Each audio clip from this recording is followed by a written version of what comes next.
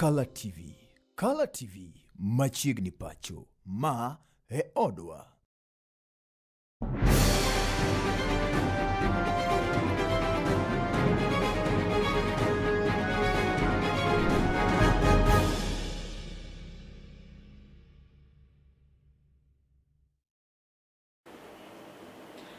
Geno kanyo ni rio makare kama mara maintiera ka utoro ni makende marwa kini machiegni mar yudo weche manyien mana ka gimoro meso mar ka weche manyien mana kokalo wang jowi mari mar kalatvlive par ni nyalo yudo wakanyo e mbui marwa mopogore kaka mano mar Facebook kalatvlive, mano mar YouTube kalatvlive, mano mar X kaka TikTok kalatvlive. Bende yudo wakanyo achiel kachiel kokalo kuom wang jowi mari mano kiluo kanyo laino mar pang.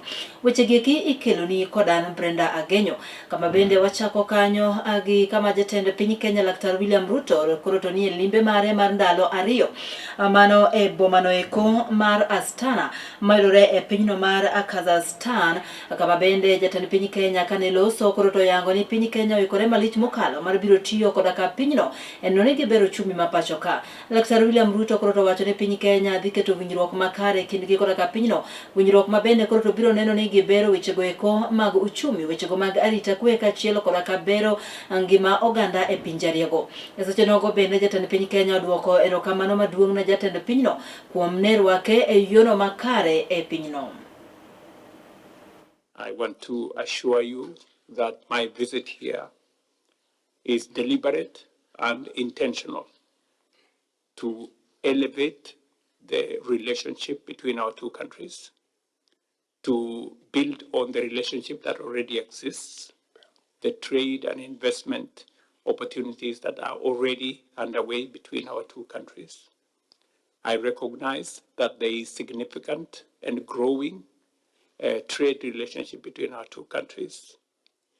Export of our tea, our coffee, and other products into your great country, and the possibility and the opportunity that exists to use your country as a gateway to the Euro-Asia region.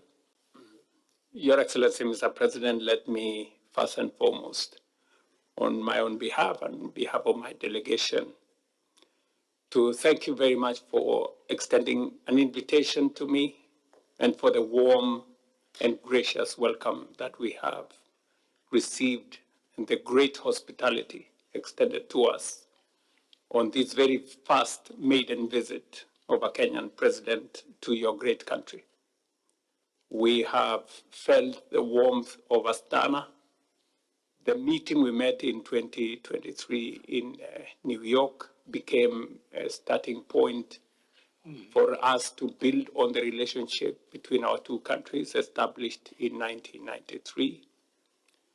Your decision, Mr. President, to have a resident ambassador in Nairobi underscores the importance you and your government attaches to the relationship between Astana, Kazakhstan, and Nairobi and Kenya.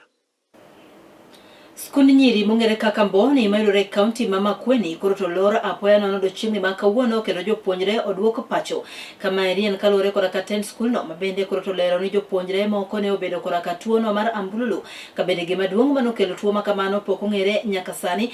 Gino mabende koro to nochuno gi mar ne duoko jopuonjre go pacho mar nono gi yudo thieth ma owinjore. E seche nogo bende tend thieth e kaunti no ma Makueni koro to yango ni gisechako timo nonro matut mar yango gima ne nyalo kelo tuo makamano e school no.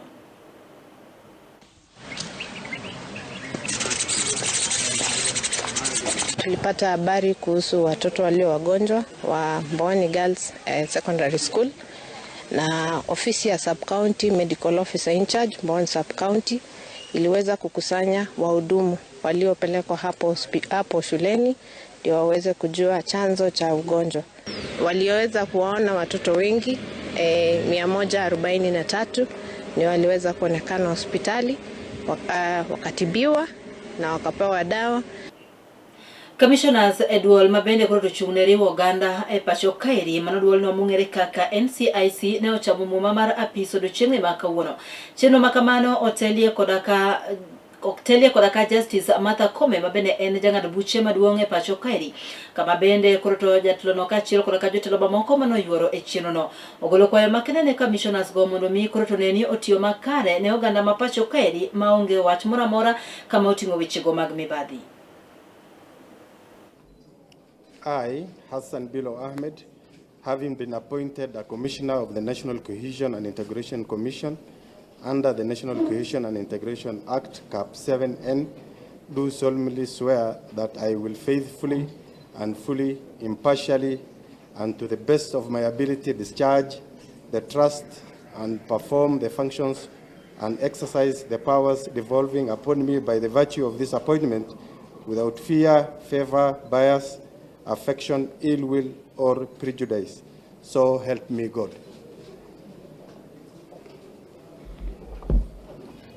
I, Jerusa Mwadhime Michael, having been appointed Commissioner of the National Cohesion and Integration Commission under the National Cohesion and Integration Act, Cap 7N, do solemnly swear that I will faithfully and fully, impartially, and to the best of my ability, discharge the trust and perform the functions and exercise the powers devolving upon me by virtue of this appointment without fear, favor, bias, affection, ill will, or prejudice. So help me God. Moko kuom jotelo e duond buch siasa mar ODM koro to wuok oko kendo singo mar biro neno ni gitiyo kanyakla mar tiego duond buch siasa no to ahinya gwenge mag Nyanza. Jotlogo kama oting'o gai mar duond buch siasa no mano migosi Oburu Oginga kaachiel kodaka jakom mar duond buch siasa no Mikai Gladys Wanga mabende en gavana e kaunti ma Homa Bay. Kane loso koro to yango ni gibiro neno ni gitiyo kanyakla mar no ni gibero duond buch siasa no mar ODM kendo bedo makare man koda kachia. Mathoth ileronwa koda jafombo marwa Justus Adoyo.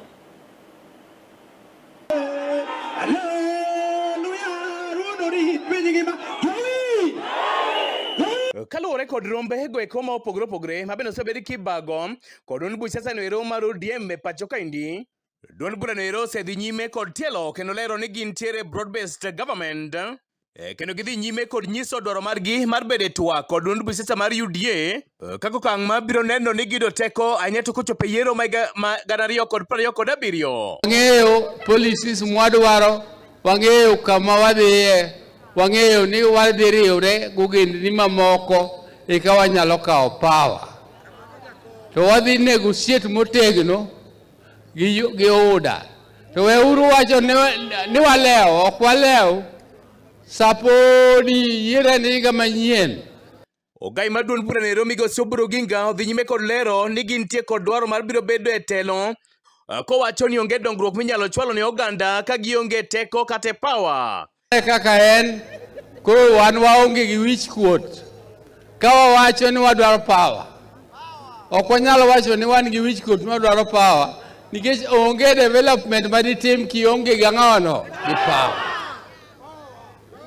Mane omiyo wan waonge wich kuot wacho ni wadwaro power. Power ni to wadwaro gi yore te manyaka timre. Kendo wang'eyo ni un kaka oganda wa maluo. Ang'eyo ni joka nyanam. Samu jok murido waku mukalaku. To ena gimoro achiel maonge moro makendo baro kadhi bathe. Modong modhi oko tiluongo nang'ono kimiwa. Dhok achiel mosir machiegni kod gavana e kaunti no ma Homa Bay Mikai Gladys Wanga kabende olero ni tijgi maduong' en tego duond buch siasa noero mar ODM. The future of our party and how we obtain political power through constitutional means, which includes coalitions with other like-minded parties, which includes voter mobilization so that we have the numbers. Dhok achiel maket kod maendi bedo sir machiegni kod gavana e kaunti no ma Migori mane migosi Ochilo Ayako mabende lero ni kaber oganda jokanyanam owinjore owuothe twech achiel. To kane wantiere Mombasa to waga gamba ka Mombasa kanyo to ng'ata kochung' to wacho ni joluo une ombong kendo une ratil kendo une nguso mar ODM. Ang'o miyo ugo koko kendu? Jogo no wacho ma party leader to gi party chairman okoni waduogwago kod mbaka mondo wariwre wabed gimoro adi. Kata kamano migosi Ochila Yako dhi nyime kod kwedo malich mokalo Governor County ma Siaya migosi James Bob Agri-Orengo kuom wach ma bende owacho ni migosi Orengo osemana dhi nyime kod pogo joluo. Aneno ka jaduong' morengo moti mohewo jodongo te nigo agoge ni nodonjo Kisumo. Kidonjo Kisumo to badho ng'a? Nigo agogi gi nyithindo moko matindo ni donjo Kisumo. Kisumo wadonje pile to kogi 31st mar dweni to koro wadwa nyono kanyo, wadwa ng'anyo kanyo, wadonjo gi Siboi kose ok wadonje. Dhok mabende osir machiegni kod jalup gavana e sirkand kaunti ma Kisumo Laktar Odiochieng Owili mabende okwayo oganda jokanyanam ni ka giyie to giteg chama kendo giwuok oko gindikre kaka joling'o ombulu. Ni party leader the negotiation gi President Ruto and the chama marango UDA. To maduong' ahinya gibro ng'iyo to wan mwadhi kod ye mesani, wan kod kura di. Omiana kwau kaka jochama gima ng'eny mosewach ka modhi timo upar ne jowa gindikre kaka jogo kura mondo ka wadhi kucho to wan gimiluongo nang'owa strength. Koso kamano. Weche maket kod magi josiasa gi eki mabende wuok e ODM nowacho e kinde romo moro mar siasa mar ODM mabende ne gibago e boma maduong' ma Kisumo. Ne Kala TV koke Kisumu County and Justice Adoyo. Ka wadhi nyaka e kaunti no Siaya to en jodak e kaunti no Siaya koro to golnegi kwayo makende mar neno ni giwuok oko kendo gindikore ne lope kaachiel kod chenro mar pogolo mabende koro to igeno ni dhi chakore e pacho kae juma manyien. Maeri en wach mabende nowachi kod ka jang'ad buche maduong' e dono ma Siaya mano Justice dono e koma Siaya mabende koro to golo kwayo makende ne oganda go mondo mino wuok oko kendo ok gidong chien. Ka jatelo no koro to yango ni ma chenro kende mabiro neno ni ywaruok mar weche go mag lope ma osebedo ka neno e kaunti no Siaya ma osekelo nyaka thoe kaachiel kod ka nek ma ok owinjore orumo chutha. Jatelo no bende koro to yango ni chenro ma kamaeri dhi timore e pacho kaeri mangima kalore kod ka lendo mabende notim kod ka jang'ad buche maduong' e doho ma pacho kaeri mano Justice Martha Koome. Because it has been realized that the bulk of the backlog of cases within our courts are made up of succession matters, most of which are contested. They take years and years, but she has seen it fit that instead of the other matters which have no contestations, it is good to allocate a day for them or a week so that the persons concerned will be able to be invited to come to court so that the process can be concluded. As pointed out by our Deputy Registrar here, Honorable Mkala, is that most of these uncontested succession matters are the ones where the family, through their representatives, have filed the succession matters. The same have been cassated, they have followed the due processes. The requisite form number 41, PA 41, has been issued. And what they were required to do was to come back after 6 months of the issuance of that grant, to come back to court for the purpose of confirming the grant, in which case then they will come with their family members, with the schedule of distribution, and then the estate is distributed. From there, the administrator or the administrators will now go and distribute the property of the deceased and come back and inform the court that they have done their task so that files can be closed. Za cases za urithi. Lakini tumejizatiti kama mahakama kuhakikisha tunazipunguza. Kesi 2000 ni zote ambazo zimefailiwa, hizo ni za succession ama kesi za urithi. Lakini vile vile mle ndani kuna zile ambazo tumezifunga na kuna zile ambazo hazijafungwa na wakati wake umefika wa kuweza kufungwa, lakini wananchi wenyewe walio file hawakuji kotini. Vile vile sila, kwa sababu ukishapata form 41 unafaa kusubiri baada ya miezi 6 uweze kuja mahakamani tena for confirmation.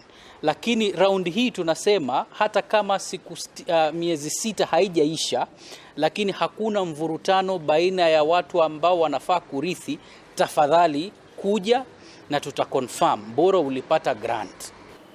Lita kora kuyo koroto kwa kojo dake bono eko mabusia mano banka ne obila ochielo gi magina ma ochio nego jimoko ariyo kama sirama kama ariyo timore bang tulo no muoche kini jopiny koda ka obila ma ibiro banka jopiny ne omonjo station obila mabusia kagidwaro mondo mi koroto obila ne we thuolo jal moro mayande ne gimako jalno mabeno ng'ere gi nying mar Edwin Wepukulu mabende nyinge machielo en Chikuze.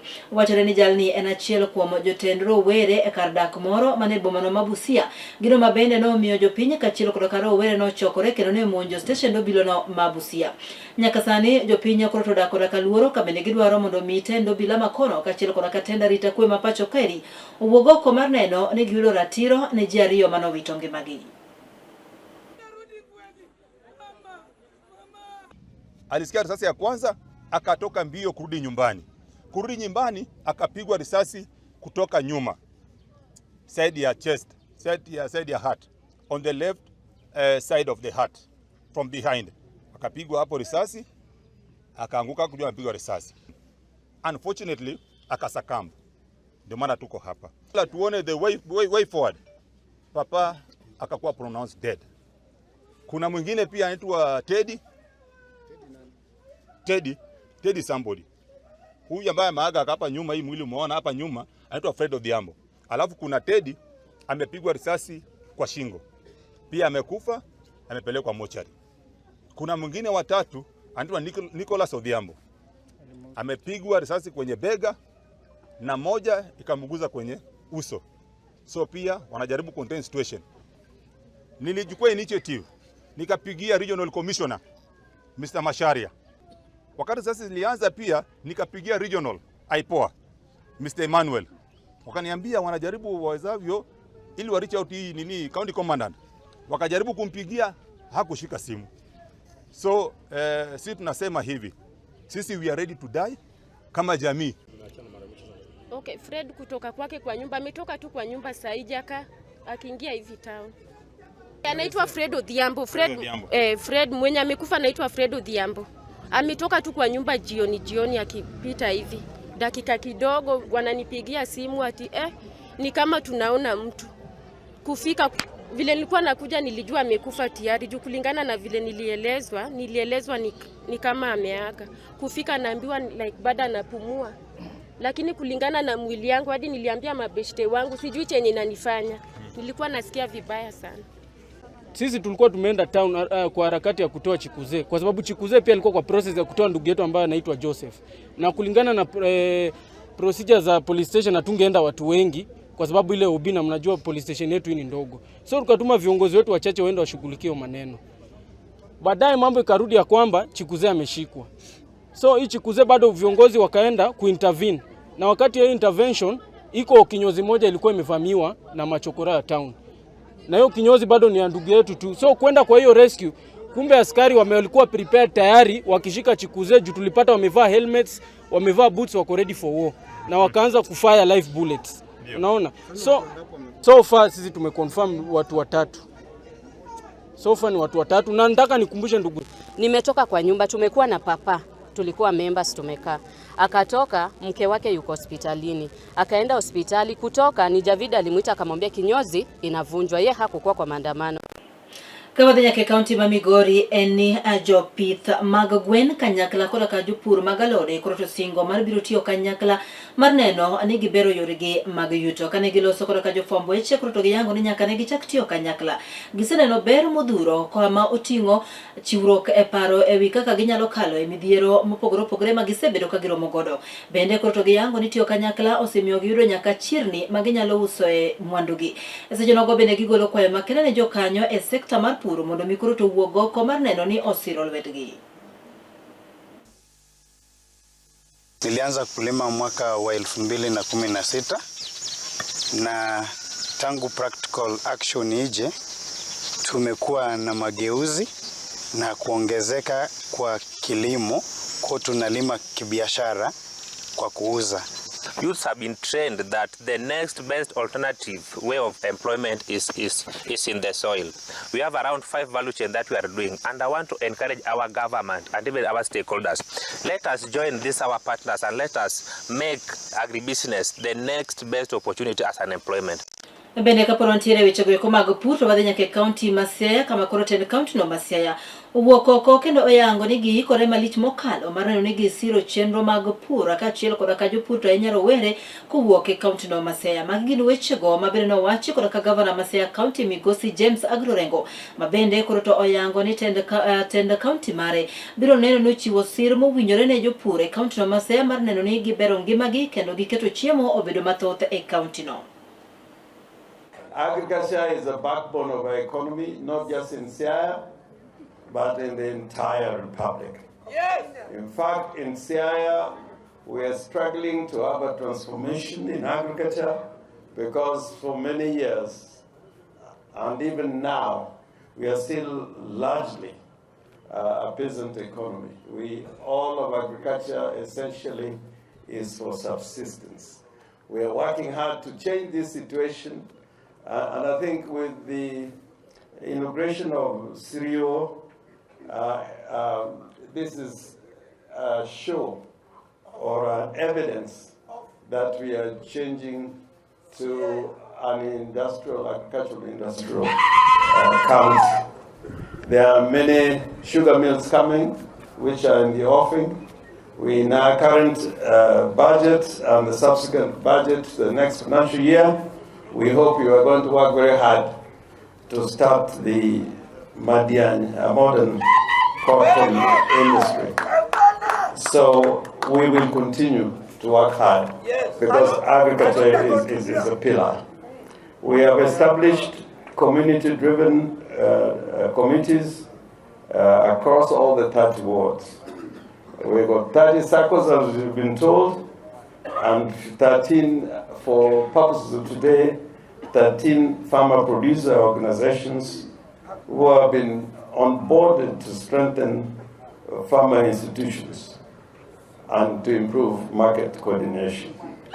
Today, we are going to have a presentation of more than 25 million shillings. The groups who are here, some already have that money in their bank accounts. Give me 100. We have established over 120 farmer field school demonstration sites, equipping farmers with practical knowledge in climate-smart agriculture.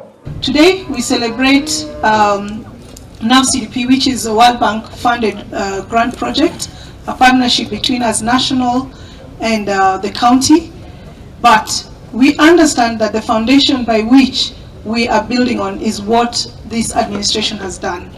Case in point, today we are very proud of Siriwo Rice Mill, and we know that the amount of money that now CDP is going to put there would not have happened if it wasn't for the for the investment that the county during this administration has done. Joriemba nyamburko matingo jowuoth kowuok e kaunti no ma Kisii koro to ywak malich mokalo e wi nok mar jowuoth mabende koro to biro kaluwore koda ka medruok e nengo mag wuoth ma obiro ka luwore koda ka medruok e nengo mag modhi e pacho kaeri. Kane giloso e boma no ma Kisii, derepego koro to ywak malich mokalo ni tich sani koro to onge negi kendo ngima koro to bedo matek negi. Wechego mabende nosir koda ka moko kuom jowuoth mabende koro to dwaro mondo mi piny owacho one ni owuok oko mar duoko chien nengo modhi e pacho ka.